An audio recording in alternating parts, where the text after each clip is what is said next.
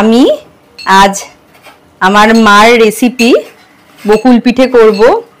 তার জন্য আমি দেখতে পাচ্ছি আমার দুই সহযোগী অভিজিৎ রায়চৌধুরী, একটু মুখটা তুলুন, এবং অভিদীপ্ত রায়চৌধুরী, মুখটা তুলুন।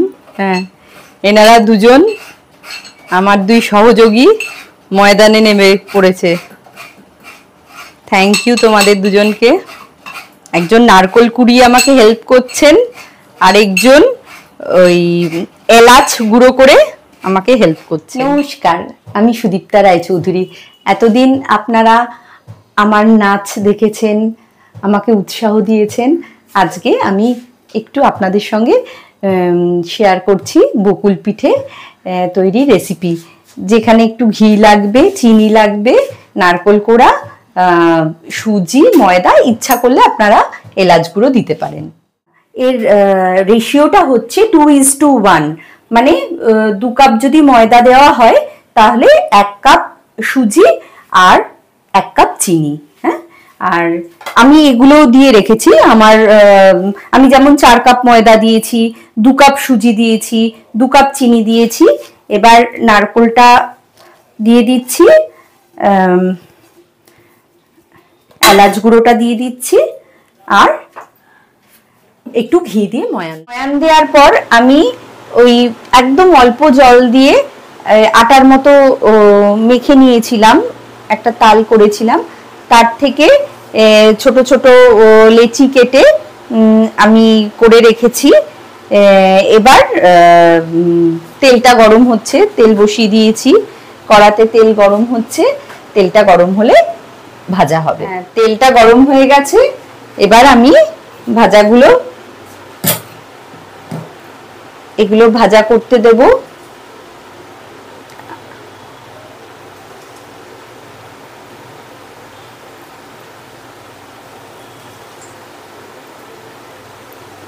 এবং আঁচটা স্লো করে রেখে আমি ঢাকা দিয়ে দেব।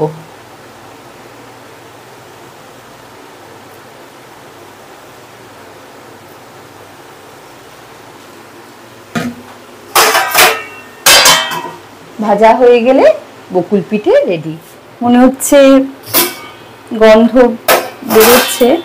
হ্যাঁ, ভাজাটা হয়ে গেছে, এই যে লাল লাল ভাজা হয়ে গেছে। এবার আমি ভাজাটাকে তুলে নেব।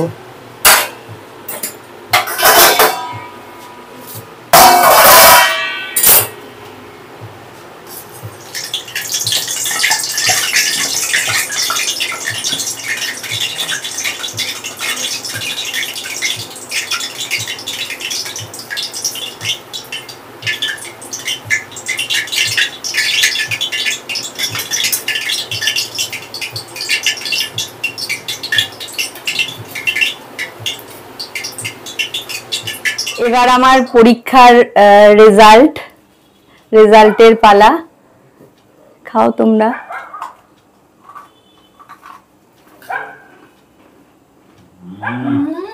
একশো একদম খুব দারুণ হয়েছে। Thank you. আর এই ভাবির থেকে মানে রিভিউটা পাওয়া মানে বিরাট ব্যাপার, কারণ ইনি নিজে ভীষণ ভালো রাঁধুনি, মানে ভীষণ ভালো রান্না করেন। Thank you, thank you. দারুণ হয়েছে। Thank you, thank you, thank you, thank you, thank you. Tandra, কিছু বলার নেই। Thank you. তোমার ভালো লেগেছে মা? ভালো হয়েছে ভাবি। Thank you, thank you, thank you all of